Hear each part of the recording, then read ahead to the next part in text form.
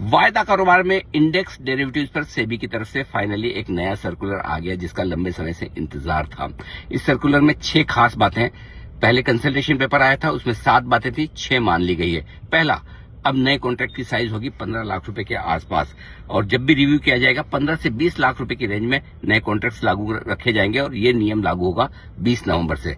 1 फरवरी से अगर आप ऑप्शन खरीदते हैं तो आपको अपफ्रंट प्रीमियम देनी होगी। कई ब्रोकर ये सुविधा देते थे कि शाम को आपकी जितनी भी ऑप्शन प्रीमियम की डेबिट हो वो पे कर दीजिए, लेकिन 1 फरवरी से अब ये नियम बदल जाएगा। 1 फरवरी से ही कैलेंडर स्प्रेड का बेनिफिट भी खत्म होगा, और ऐसे में आर्बिट्राइजर जो एक सीरीज से दूसरी सीरीज में अपनी पोजीशन कैरी करते थे उनके लिए मार्जिन की रिक्वायरमेंट बढ़ जाएगी। 1 अप्रैल से जो एक नया नियम लागू होगा, वो अब आपकी जो पोजीशन है उसकी इंट्राडे निगरानी की जाएगी। पहले ये होता था कि दिन के अंत तक पोजीशन देखी जाती थी, अब दिन के दौरान भी उसको पोजीशन को देखा जाएगा। एक और बड़ा बदलाव यह कि हर एक एक्सचेंज की एक जो उनका मेन इंडेक्स है उसकी वीकली एक्सपायरी होगी, लेकिन बाकी सारे इंडेक्स की मंथली एक्सपायरी होगी।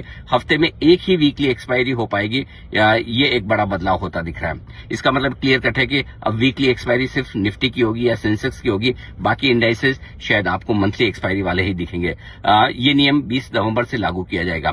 एक्सपायरी के करीब आने पर शॉर्ट पोजीशन पर 2% का ELM यानी कि एडिशनल मार्जिन लागू किया जाएगा। ये भी 20 नवंबर से लागू होगा। तो ये सारे बेनिफिट्स आपको ये बदलाव जो होते हुए दिख रहे हैं।